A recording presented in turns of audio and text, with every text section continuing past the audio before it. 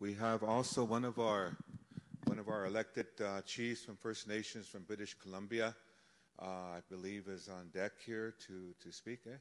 Okay, and I think I saw another.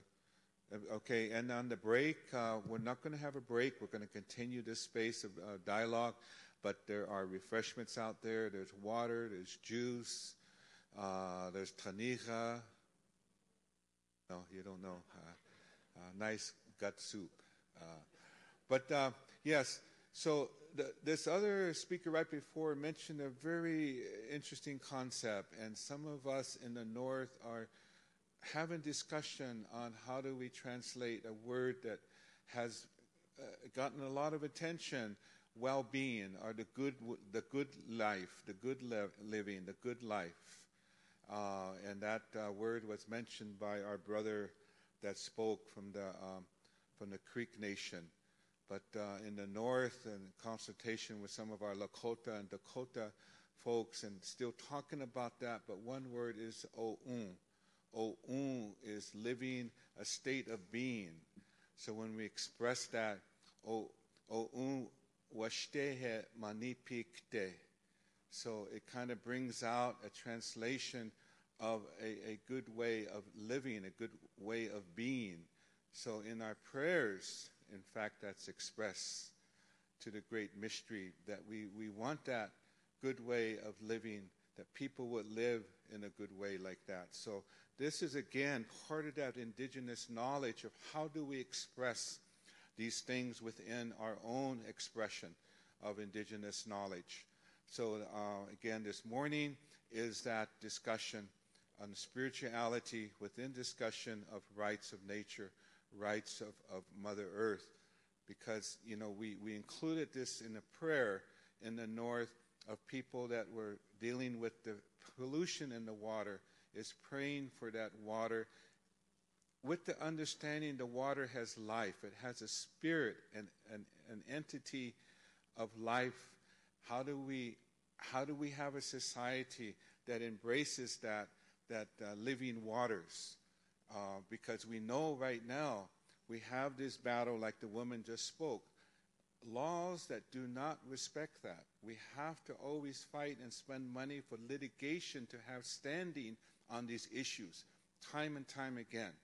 So our brother from British Columbia, are you ready? Oh, here he is, yes. ACM, Hoichka, CM, Siaya. Chief Skalootstan snot to slew to Chief Yopanan snot to slew to Squamish. I just follow my traditions and thank the traditional landowners of this land for being caretakers of this land and stewards of this land. I'd like to honor you with my grandfather's song, Chief Dan George's song, his nature song, Honor Mother Earth. Oh, he loves.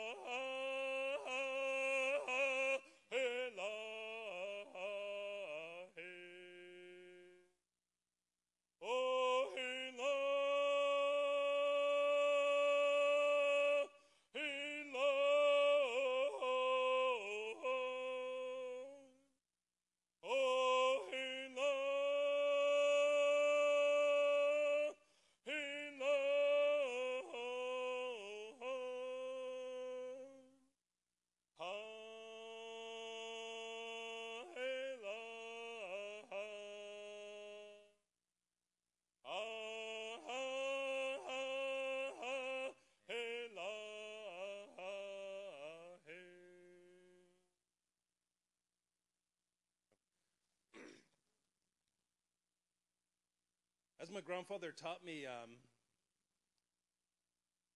how to be connected and how to walk a life and how how to be a human being, as he would say. My grandfather, Chief Dan George, he said, we are the last of the human beings that follow this way of life. And where we come from as Tsleil-Waututh people is directly from the earth. As our legend goes, as we are people of the inlet, people of the water, that's what we're called. And as our legend goes, where the first man came from was a wolf. The Creator transformed the wolf into a man, and he was lonely. He wanted a companion. He saw in nature that there's companions. And so that wolf swam down to the bottom of the ocean, and he picked up some sediment from the very bottom of the ocean, and he came up and he put it on the ground. And the Creator made that into a woman. That's directly where we come from, is our waters and from the earth. And that's what I've grown to love, and that's what I've grown to have a connection with.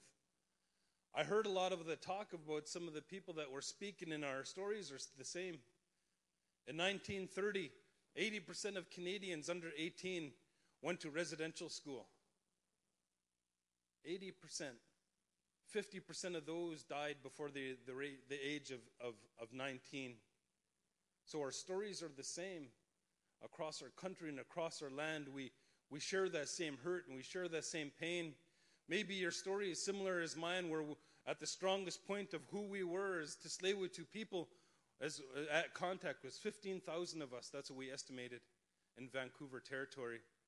What were wiped out to over a couple hundred years was 17. And then the simulation process that they had of residential schools, where I heard somebody speak yesterday, and they said, kill that savage and save the man. And during that process, there was a time period in my community that we didn't have any religion that we followed. But what we did have is nature. That's what I remember when I was a kid, that maybe we didn't follow our ceremonies as much as we should, as we do now, but back then we had water. We played in the water. We swam in the water. We did ceremony in the water. We grew to have a love and connection with that water like we do in ceremonies, and that's what we're taught. In our sweat lodges, in our longhouses, we grow to have a spiritual connection with it. My daughter is asking me how that happens, and I was looking at the cup that she had and the ice that was melting in it. That ice was solid, but it melted to be part of that water. And that's what we are as human beings, and how we should be connected to the earth. And that's how we grow our spiritual connection to it. We become part of that. We're not trying to pray to be something. We're going to be it. We're going to be a part of that. We're connected to part of that. Like Auntie just spoke, she just said, that's who we are. That's who we are as human beings. And I look in our ceremonial way of life, and it says our first responsibility as a man is to take care of our woman, then to take care of our children, take care of our family, take care of the community, then himself, then take care of Mother Earth, and have a connection with Creator. Those are the 7 responsibilities as I am taught as a man. And Director of Community Development for my nation, I oversee the education and social development programs, the daycare, the youth, and no matter what program with the people that I work with, what they want to introduce to the work that we're doing, they incorporate the values of humanity.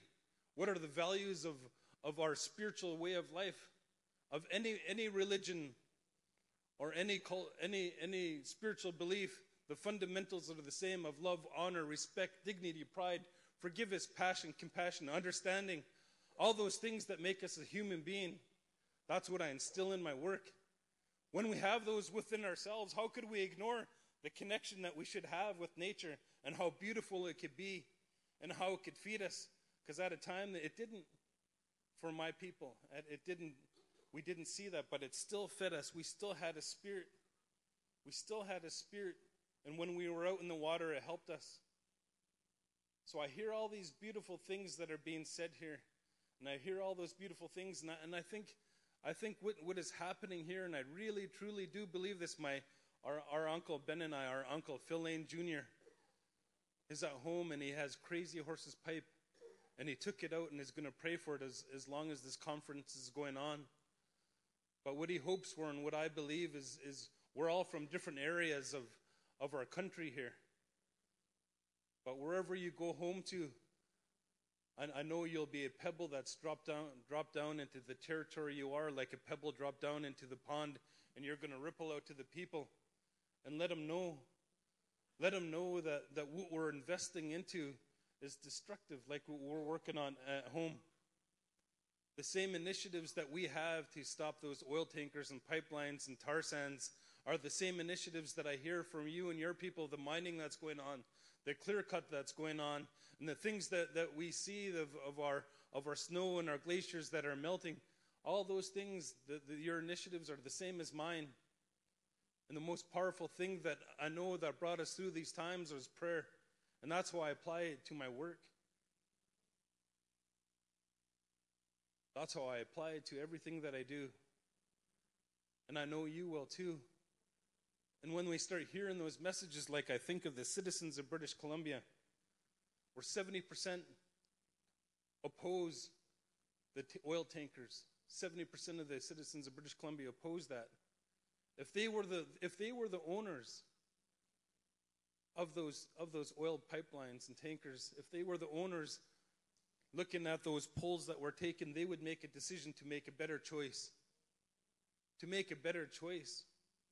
And along the way, what I hope, like I did with my brother before we met with Greenpeace, David Suzuki Foundation, or anybody, we prayed with them. Try to explain to them the spiritual connection that we have with our lands and with our waters, and that it is who we are. Like that ice melting into the water, that's who we are. And explain that's where we're coming from. When we start with a prayer, we end with a prayer. We bring our elders and our ancestors, and our ancestors come into that room. Our elders speak and they tell us and remind us of that connection that we need to have to continue to do the work that we're doing. So I thank you all very much. I thank you so much for the work that you're doing and the initiatives that you're putting forward, and to follow the ways of our people, follow the ways of our ancestors. And I remember when my grandfather would speak, I remember when he would say, this is just how it is. As a matter of fact, he said, this is what I'm going to do. As a matter of fact, if you're working with me, this is what we're going to do. When you're in my territory, this is how we're going to work together, as a matter of fact. And that's how you should go home and be when you're at home, I hope, I pray. I pray because they'll follow you. They'll make a better choice too. Because it's not only, like I said earlier, it's not only for our children that are in this room that we're trying to help. My children and your children. It's also the children for the people that are causing this destruction of how we may say that 1%, that are making the money, the 1% that own the oil tar sands, the clear cutting. We're doing it for their children too. Maybe one day they'll have an opportunity to have that connection and not be clouded by who they are because of greed. Not be clouded and disconnected from who they are because of the need for wealth or power. The true respect and the most beautiful gift that I pray that we could give them is a connection to the earth, like what we have, is a connection to one another, and to have the right to breathe clean air, to drink clean water, to walk on our clean earth. Every human being deserves that. And I know this is a historic event. I thank the organizers for doing this. This is a historic event to me. What we're going to do and how we could make this grow. Let's go home to our territories and talk of this. We talked about it a little bit, and we talked already to some of the people at home. And we want to invite you. We want to invite the organizers and come to the Northwest and share again about what we could do together. Come together as a nation of people and lead in a positive direction. Come together is so important. That's what I know, that I pray that will come of this. show our people to be leaders in this direction, like what we've been talking about for hundreds of years. Our elders and our ancestors saying we shouldn't do this destruction. We shouldn't do this, but now we're gaining support. We're gaining momentum. People are starting to line up behind us. So let's lead.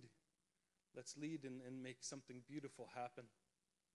Let's make something beautiful, because as individuals we know what it's like when we're here and we're connected to the earth. Let's show some of the people that deserve that, because they all do. They all do. Hoichka siyam siaya, hoichka che siyam, chiefs galutstan snat, sleutu hoichka siyam. Thank you very much.